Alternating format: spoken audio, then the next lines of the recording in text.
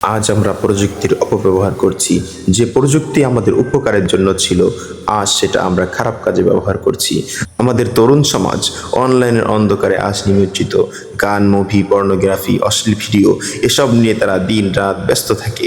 হে যুবক, তুমি তোমার যৌবনকে হেফাজত করো, তুমি তোমার চোখের হেফাজত করো। একা একা কম্পিউটারের সামনে বসে ভাবছো আমাকে তো কেউ দেখছে না, কিন্তু মনে রাখো পৃথিবীর কেউ না দেখলেও আল্লাহ সুবহানাহু ওয়া তাআলা তোমাকে সবসময় দেখছে। মানুষ না জানলেও তোমার প্রতিটি বিষয়, প্রতিটি কাজ সম্পর্কে আল্লাহ সুবহানাহু ওয়া তাআলা জানেন।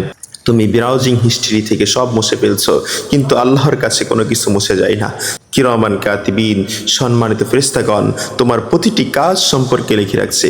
একদিন কিয়ামতের ভয়াবহ ময়দানে সবকিছু প্রকাশ করা হবে।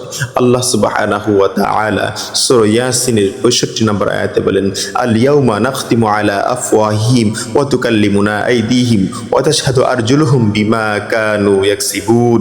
সেদিন আমি তোমাদের মুখে মোহর লাগিয়ে দেব, তোমাদের হাত আমার সাথে কথা বলবে, আর তাদের পা সাক্ষ্য দিবে তারা যা করতো সে সম্পর্কে।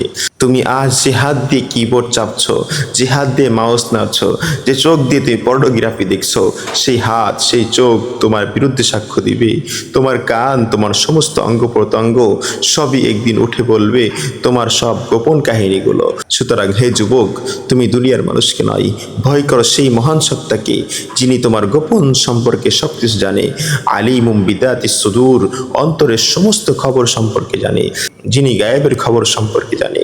আজও সময় আছে, ফিরে আসো আল্লাহর পথে, তওবা করো, নিজের চোখ ও অন্তরকে পবিত্র করো।